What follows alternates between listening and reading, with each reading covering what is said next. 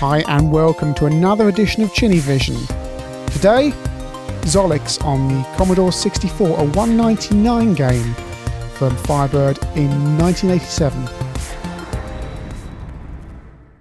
Firebird had quite a line in innovative low-cost games, which is quite a surprise really, as they're not the most high-profile of software houses from the era, Mastertronic and Codemasters dominating.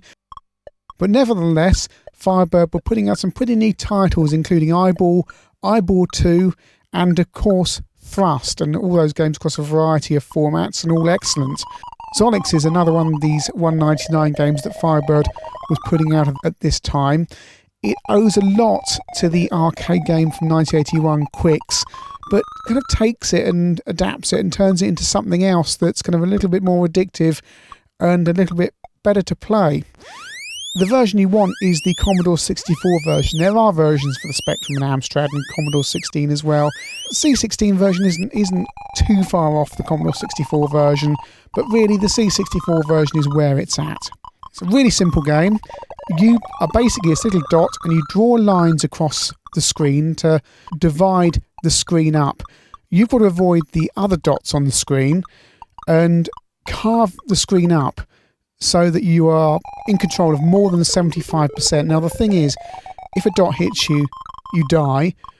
You can't double back on yourself once you're into the kind of the black zone, because if you do that, you also die.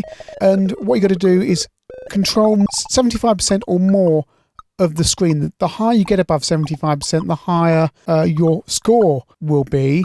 But the trick is to get the percentage that you can see on the top right to just below 75% and then try and carve the screen up in one go, because otherwise, as soon as it hits 75%, that's it, you're on to the next level.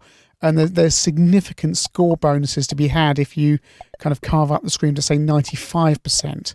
So you can see what we're doing here is we are trying to kind of control the screen here, and the thing to remember is not only the dots in the black area, your enemies, but there's also dots within the area you control, which you've got to keep an eye out for, because it's easy to kind of sit around waiting for something to happen so you can kind of carve up part of the black area, and then you just kind of get hit by one of the dots that are within your own area.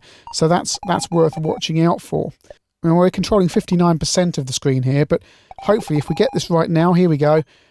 We've hit 96% and a significant score bonus there for doing that.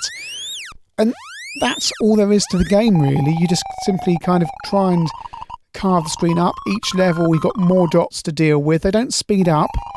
You just get more and more dots in the blue area and the black area that you've got to kind of deal with. And it kind of ramps the difficulty level up more and more. There's no weapons, you can't fire anything. What you do have is the ability to reverse the way the enemy dots are going. So if you press fire, because you've got a dot heading towards you, its path will reverse.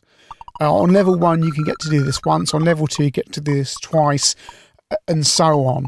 So the harder the game gets, the more chances you get to kind of reverse the enemies the way they are kind of bouncing around. But that's a technique that needs to be used carefully. And that's all there is to the game, really. As I say, it's a really simple, really addictive game that really the best way to play it is to try and keep on bettering your scores. Zap gave it 90% back in the day, which is a score well deserved, and it's of course excellent value for money for $1.99 what it cost.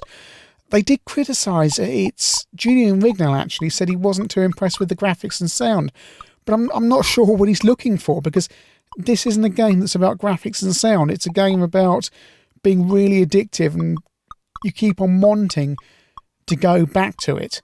It's really easy to look at it and judge the game, but actually, ignore what it looks like, ignore what it sounds like, because it plays really, really well, and it stands up all these years later as a really fantastic game.